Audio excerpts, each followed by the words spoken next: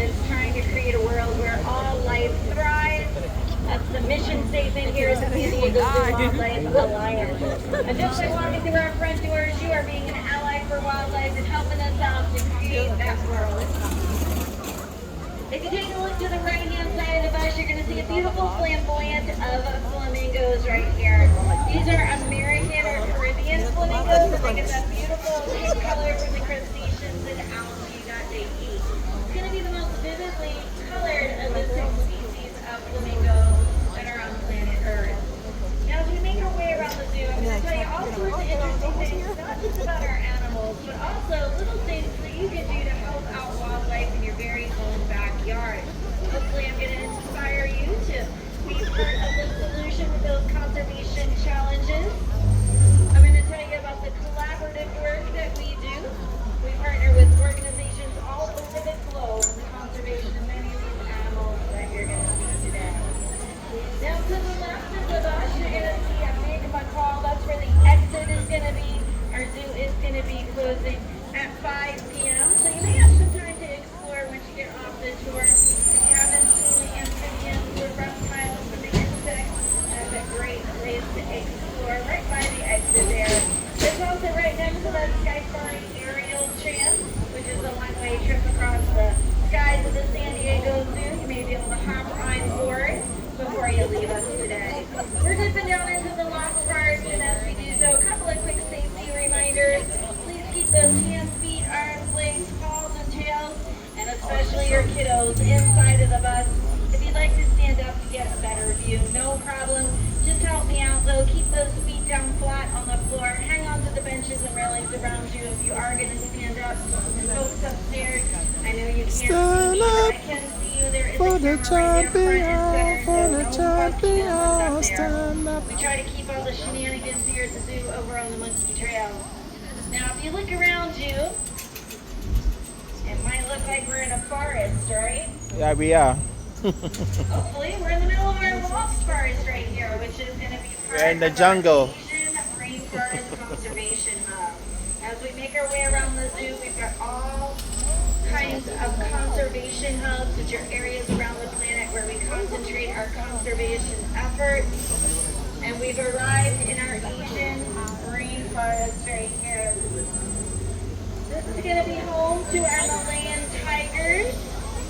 Anybody see a tiger? Oh, that's yeah. There you go. There he is. I wish I could zoom it. He's sleeping. Well, we do have tigers here at the zoo. They're Malayan tigers. Bro, come up. Let me see you. These tigers are critically endangered in the wild, and I'm not seeing them in any of the usual spots that I see our tigers in. So we're going to move along. I should have walked down myself. That are going to be more visible on the tour today. Those tigers are part of what we call a species survival plan, just kind of like online dating for wildlife. We match them up for the strongest biodiversity, working with other accredited ACA zoos and conservation organizations. Guys, get your hands inside the bus here. Trust me on this, we've got a lot of plants around here that will keep back. All right, to the right, we've got river hippos, and oh gosh, you guys are in for a treat. Look to the right, the far right-hand side. This is our okapi, mama and baby, little female, born a couple of months ago. Oh, hippo. They are related to zebras. They're actually more closely related Look at to that. giraffes He's right sleeping. there. It's a critically endangered species from Central Africa. So that little one right there represents hope for a future for that Hippo, hippo. animal.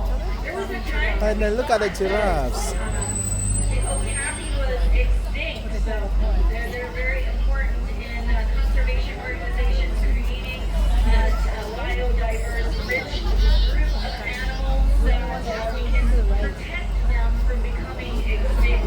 So pretty good news right there. They're kind of like giraffes in the forest. They got really long tongues, and they use those tongues to get the I'll do leaves this thing off tomorrow. of the branches. Oh, that was a baby. Now, I think one was a baby. there's all sorts of things you can do to help animals like those okapi and the tigers, of course. Looking for things like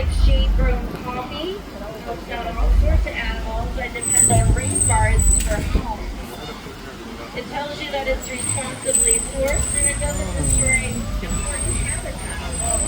You can find them in our gift store, but you can also find them in any grocery store. Just check the back of the bag or the box of coffee and look for Shade Row. Right to the right, we've got a mixed habitat of primates. These are red-tailed women and swamp monkeys.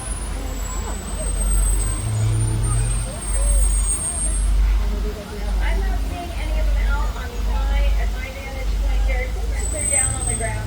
As the temperature starts to dip in the evening, sometimes the primates will tuck in a little bit early. All right, to the right-hand side of the bus, we've got our Asian cats right here. You may be able to see the snow leopard, but you got to do it by foot. You may have time to do that right after the tour. To the left-hand side of the bus, it's going to be our marsh habitat. So we've got another flamboyant of flamingos. So this is a different species of Different flamingo. These are going to be greater flamingos or African flamingos. And they're going to be different colors than the ones that we saw at the top of the street. And the reason for that is going to be they're from a different continent, so the crustaceans and algae that they eat is going to be different. Now to the right of the bus, you're going to see, if you look up, these are going to be our birds of prey. We've got stellar eagles, Indian condor, and a harp.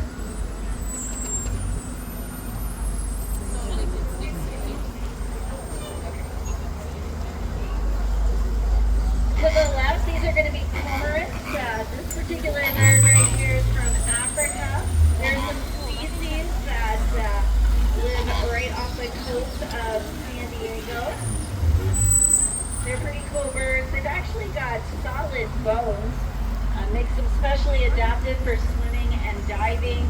There are some species that can dive 150 feet in depth and they swim underwater as well as a fish. Pretty cool bird right there. Now you're in our zoo, but if you've got an extended stay here in San Diego, definitely check out our safari park. It started as a breeding ground for the zoo. Then in 1972, we opened our doors to the public and you can visit there today. It's about 20 times the size of the zoo, home to many of our breeding programs locally today. Also, the newest habitat called Elephant Valley is opening in March 2026 there. Some exciting things happening with our elephant conservation project. I'll tell you more when we get over to the elephant. All the animals here are going to be on the right-hand side of the bus. If you're interested in safari park, definitely talk to member services before you leave as possible. We've got zebras and elands.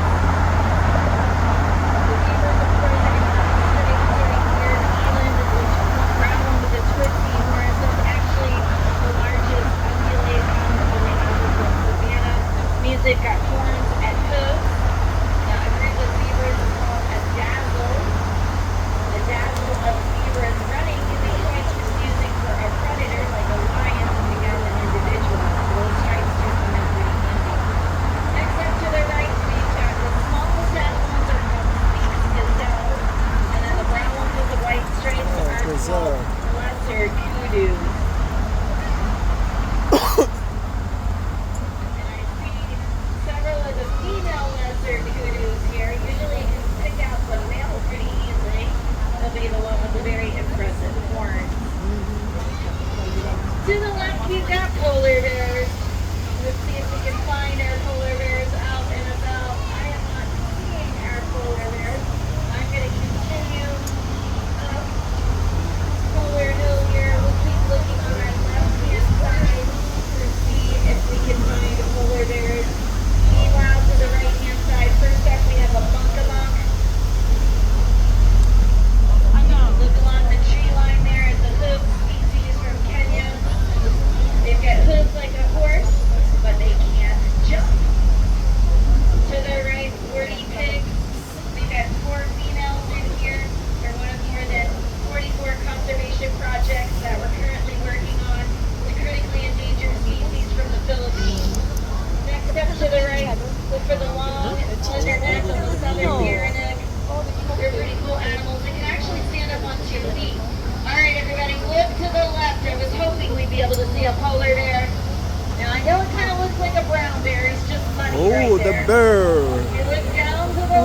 at that. Right now occur. We've got two females here. They were orphaned as cubs, so they make the perfect animal ambassadors here at the zoo. They represent our ocean conservation hub. Oceans are pretty fragile ecosystems. They definitely need our help. Carpooling is an easy thing that you can do to help watch your carbon footprint. That's why we try to fill all the seats on the bus right here. We're being carpool. Alright, to the left is an access point here for the Sky Party aerial tram. And then we're going to have our mountain lions also here on the left. Usually they're going to be pretty active. This is usually a pretty good time of day to see the mountain lions.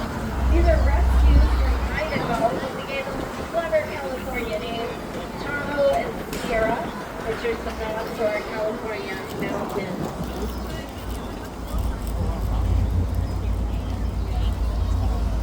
Right down here on the ground to the left, I see one of our mountain lions, one of the girls right here. Looks like she might have just gone into her indoor area there. Mountain lions have a huge range. They go from northern Canada all the way to the tip of South America. They're known by more than 25 different names for that very reason. Catamount, cougar, or just a couple. Right on the right-hand side of the bus, these are our main wolves. Cora and Rio are their names. Look for them hiding in the tall grasses here. They can be pretty hard to spot. They're from the grasslands of South America, usually Brazil. To the left, the carnivorous plant garden. These are going to be plants that contain energy in ways other than just photosynthesis. They eat little bugs. Pretty fun to watch. And then also on the left, we're going to have these tubbies right here. They're called rock hyraxes. Believe it or not, those little guys right there, they're most closely related to an elephant. They've got their molars, their fourth molars. They've got little tusks. All right, to the right, we've got our Okay. lions. Did you guys know there's two That's a different man. types of lions in our world? The king of the jungle. These here are African Relaxing like shit. Asiatic lions are mostly found in India, and the other type of lion right here.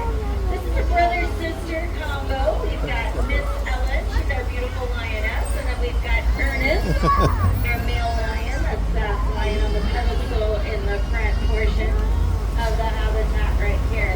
Now we do a whole lot with lion conservation. We work with the Iguazu lion. They help to educate folks how to coexist peacefully with these large predator cats. As you can imagine, if you shared your backyard with a lion, there could definitely be potential for conflict. So we combat that with education. We also work with Northern Rangeland they are Trust two, okay. to help preserve the natural habitat of the lion, especially those African savanna lions. The roar to disappear from the African savanna. Alright, I'm looking for our next animal here as we come by. Her name is Nadiri. She is a jaguar, so we are now in the Amazon jungle right here. Nadiri gets, oh wow, we're going to get a great view of her. Take a look to the right. She's on the ground. We're coming by right here. Isn't she beautiful? Now, don't let that size fool you right there. She's not Where is he? I'm not as seeing him. large as the lion, but hypothetically, who do you think would win? The jaguar Where is or he? the lion? It's actually the jaguar. You know, she's got a stronger bite force than a lion or Oh, yeah, there you go. believe There it or she not. is. And of course, they are found on different continents, right? Jaguars are from the Americas. Those lions, either type of lion in our world are going to be in Asia and or Africa, so they wouldn't be together in the wild. But yeah, they've got incredibly strong jaws, which is really good for dragging your prey up into the trees. Alright, we've got a couple of things going on here. Also, I just like one of our elephants. I saw a trunk waving there at the far right-hand side. We also have Bard's beaver. This is going to be a great animal with a long nose, not quite as large as our African savanna elephants there. We also have our capybaras. Capybaras are going to be sandy brown in color, about the size of a small dog. So very visible right here to the right. I see our capybaras, and then I see Zosu, our African savanna elephant. the teenagers right here. Ooh, that's a huge elephant. As they come by. We're gonna keep rolling. The capybara right there, the world's largest rodent. And then to the right, see right here, he's gonna be our oldest male, 23 years young right there. He's also the largest elephant that we've got here at the San Diego Zoo.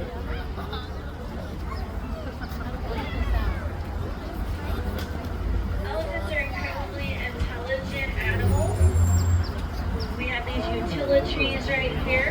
We kind of had to outsmart them. Elephants will take over trees really easily. They're excellent diggers with those tusks. So our solution is utilitrees right here. We're able to put all sorts of enriching items, little puzzles to solve and things like that. Again, very intelligent animals. We want to make sure that we are keeping them mentally stimulated and promoting exercise. To the right, we've got our Elephant Care Center. As you can imagine, living an elephant is quite a production. So all their medical care takes place here. Actually, our hospital is to the elephants here. They spend a lot of time on their feet. They do get weekly pedicures, which sometimes you have the opportunity to actually see those pedicures happening right here.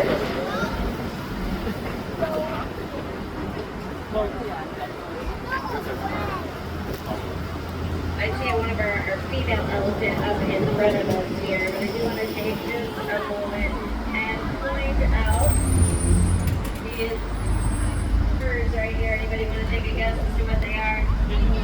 Yeah, they are pigeons. They're called Nicobar pigeons. What's interesting about them is this is going to be the closest living relative to the now extinct dodo bird. So we're just going to let some traffic get by us right here. And again, what we're trying to stop from happening here at the zoo is slowing down those extinction rates. So we don't want animals to end up like those extinct dodo birds. And we do that by protecting the biodiversity. So conservation organizations, zoos, what we really are is an insurance policy for all the biodiversity on planet Earth, which is really important. It's definitely a marker of healthy ecosystem. Now to the right, we're going to be looking for Shaba. She is our, there she is. She's our female African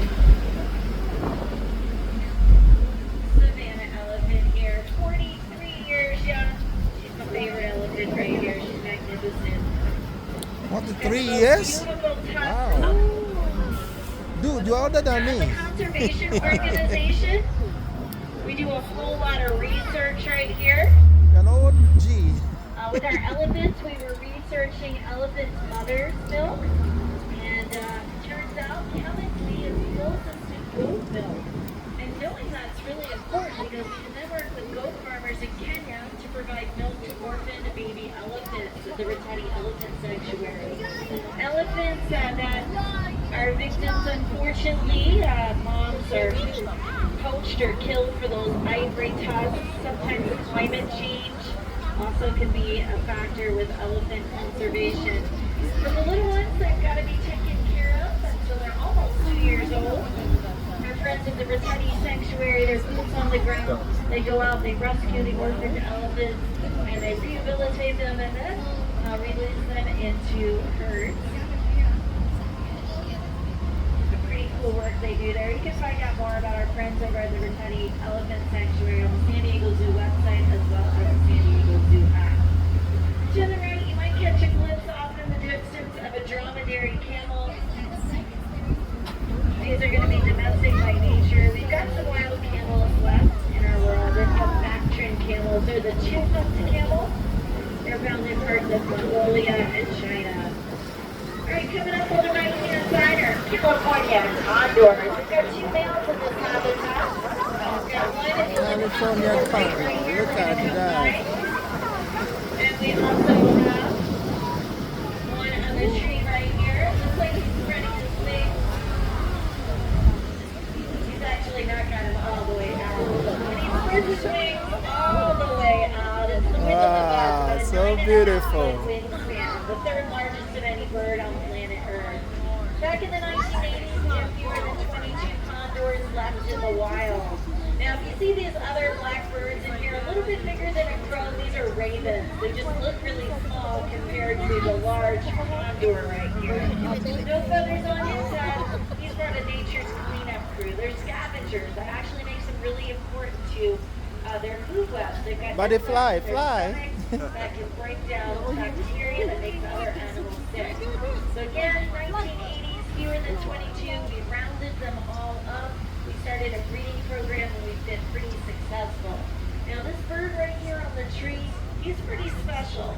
He is sired, or his father is one of Oh, those it turned original 360 for me. 22. There you go. There you go. You know what's up. If you go to places like the Grand Canyon or maybe Pinnacles National Park in Northern California and you look up in the skies, chances are if you see a condor there, it's going to be one of the birds that is released through our conservation work. So super proud about that conservation work we're doing in our home and backyard. To the right-hand side of the bus, we're going to be rolling by our meerkats. Let's see if they're out. Sometimes as it gets a little bit colder, they do tend to tuck in a little early. They usually have a sentry out on guard duty here. I'm not seeing any activity over here to the right. So I have a feeling that's what's happened. They tend to rise early, and then they also tuck in early. All right, to the right-hand side of the bus, this is going to be trumpeter hornbills right here. It's a mated pair. There's one to the far right, one to the far left right here. Did you guys ever see the movie The Lion King? Yup. Yeah, remember that bird Zazu that helps take care for Simba? Yeah, that's a trumpeter hornbill. Now, it looks like here, their vocalization sounds a lot like a crying baby. But it's kind of interesting that Disney picked that particular bird because the fathers are actually very active participants in the rearing of their fledglings. In the world of birds, you're a hatchling when you hatch out of your egg, but once you leave the nest, you're called a fledgling. All right, to the right, one of our clip springers is out. Right between these two boulders here, you're going to see a little guy. It looks like a little tiny deer. It's actually an antelope species. How do you tell the difference? So antelopes have horns that stay on all the time. Deer have antlers that are shed. So he's actually a little tiny antelope species right here. He can jump 15 feet straight up in the air and land all four hooves on the size of an Oreo cookie right there. And the way they avoid being somebody else's lunch, while they stand perfectly still. Sometimes they look like they're a rock from a distance, especially if they're not moving to their predators. To the left, part of our botanical garden here, these are tropical fruit trees. You may recognize the dragon fruit right there. To the right, this is the Ethiopian highlands. And this is usually a place I recommend that you walk through this particular habitat. You may get an opportunity to see some animals. It just depends on where they happen to be. Our troop of baboons is always on the move. If you look to the right, you're going to see grassy areas. If you see an animal at all right there, the only thing visible from this perspective is going to be those baboons. They also have some little ones born not that long ago. They're definitely a lot of fun to watch. I get a kick out of watching the moms. They actually grab the tails of the little ones and drag them around. It's a clever way to keep track of your kiddo right there, minus the stroller. To the right, we've got koalas. These are going to be the females and the joeys right here, representing the Australian Forest Conservation Hub, if you can see any of them on this side. A quick place to come after the tour before the zoo closes would be the urban jungle right over here. You can usually get a pretty good view up close of our koalas here. We've also got Maza, our greater one-horned rhino. The world's fastest land mammal, the cheetah, is going to be in there, as well as our giraffes. We've got two baby giraffes, two boys. Definitely not to be missed. If you haven't checked them out, you'll probably want to do that after the tour. It's an easy walk over here, and it's also not too far from the exit. Right now, we're going to make our second big loop of the San Diego Zoo. We're going to go down Center Street to the center, called the Bear Canyon, which is a pretty big hint of what we're going to see next. If you take a look to the left, you're going to see benches. To the right, trash cans. Not making a corny joke. I'm pointing them out because they're all made from recycled milk jugs. Recycling and trying to limit your use of single-use plastics is an easy thing that we can all do to help out not just the people we share our planet with, but also the animals.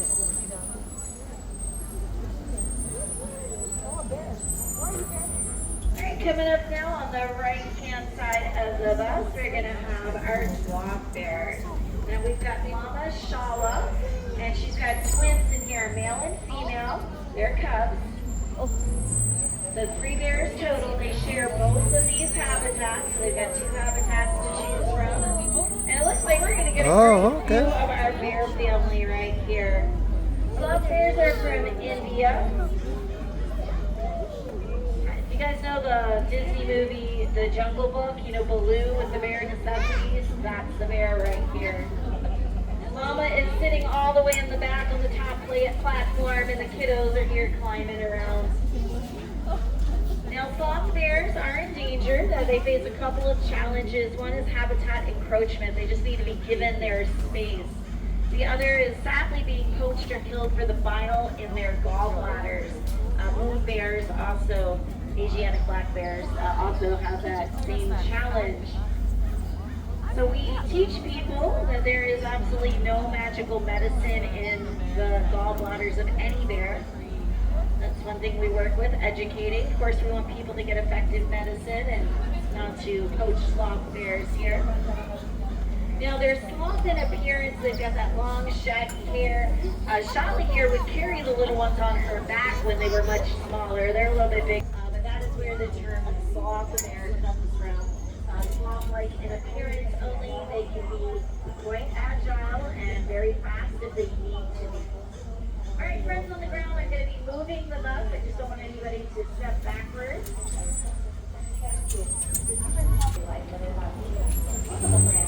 All right, we're going to move on and see who else we can find here. Big surprise next, we've got grizzly bears. North American grizzly bears, we have 2 of them actually, brothers. Scout and Montana are their names. Now, our bears don't actually hibernate, but they definitely get a lot less active in the winter time. Now, Scout and Montana, this is pretty cute. Look all the way to the right here, maxing and relaxing in the sun right there. They came to us as cubs together. As a wild, you never find 2 males together. They don't know any differently. Unfortunately, Mom and Keisha had a dumpster dive. They came from a community not too far from Yellowstone National Park. That behavior was imprinted on them, which is why we advocate to view wildlife from a safe distance, using binoculars and cameras.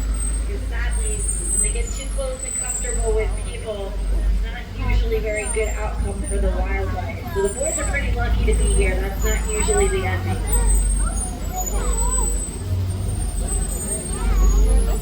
Alright, this is my favorite animal in the entire zoo. Her name is Alba. She is an Andean bear. If you're familiar with the storybook character Paddington the bear, this is the Paddington the bear. Andean bears, sometimes called spectacled bears, the markings on their face. They're the only bear species that can be found in South America. Now, they're really important for the forest ecology there.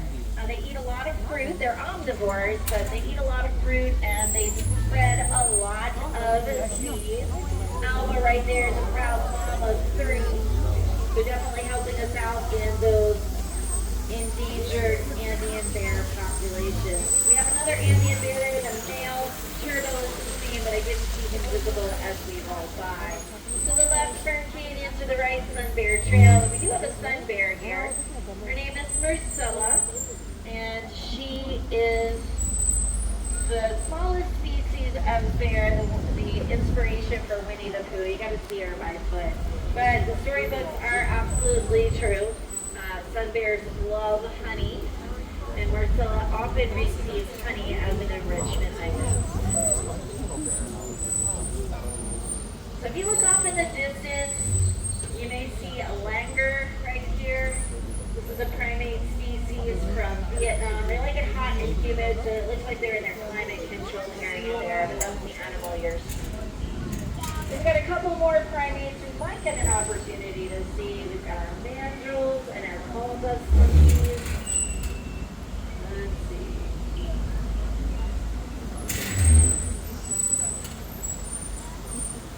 That's going to be to the right about now. I don't see him from my vantage point, but if you're seeing an animal in there, that's what you're going to be seeing. We're going to be making a right-hand turn, and we're going to head up Africa rocks from a different vantage point. We're going to start in the southern tip of Africa and then work our way north. Now, when I'm not here at the San Diego Zoo driving the tour buses, I am a local high school biology and environmental science teacher. I love sharing my passion for ecology, conservation, and of course being good stewards of our environment. So my students, as well as you. I do believe the kiddos on board, well, you guys are our future, and I do think that you've got the opportunity to make it a great future. I love giving tours here at the zoo to inspire the next generation that are going to be part of the solution of our conservation challenges here. So I really do. I am very happy that you're here with us today, and I hope that I inspire you to look into fields in environmental science and biology in the future, and then come back and help us be part of the solution. Look to the left, these are going to be our African piglets right here. They're from the tip of Africa, that's right. Piglets in Africa. Now these particular penguins don't require the snow and the ice and the really cold temperatures. Actually, that's true of about 70% of the world's penguin population. They're from temperate environments, not the very, very cold, extreme environments that many people associate penguins with. The big challenge that penguins have is guano, which is a fancy science word for penguin poop. They make their nests out of guano. Unfortunately, that guano is also an excellent fertilizer. When people get the guano, collect the guano, they also end up destroying the penguin nesting site, and that is a problem.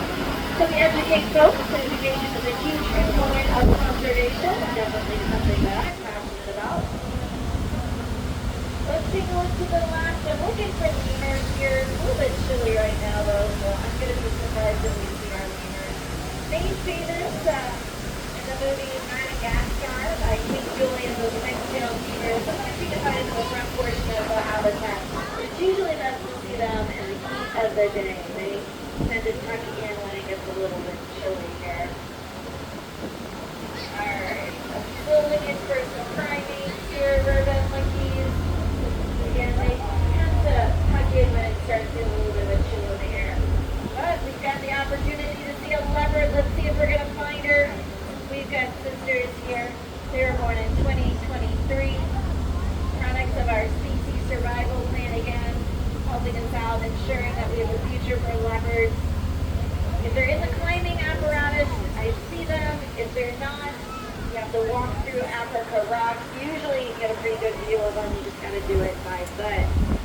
All right, coming up on the right, hopefully we're going to get a better view of our koalas. We see one is our first tree right here. He's on the other side of the sunshade. So believe it or not, male koalas, highly territorial. The boys will fight, so one per tree. The females and the joeys, they're fine. You can find several of them in a tree. But the boys will fight. They're also incredibly picky as far as what they'll eat. They only have one food source that makes them highly specialized animals. They only eat eucalyptus, and they'll only eat it if it's on a branch, hanging from a branch. Some of you may remember the wildfires that came across the Australian continent prior to the pandemic. That definitely posed some challenges to our koala number. Here at the San Diego Zoo, we actually have the largest colony of koala outside of the Australian continent. Over the years, we've had more than 170 koalas born here. We work with the University of Queensland in their conservation.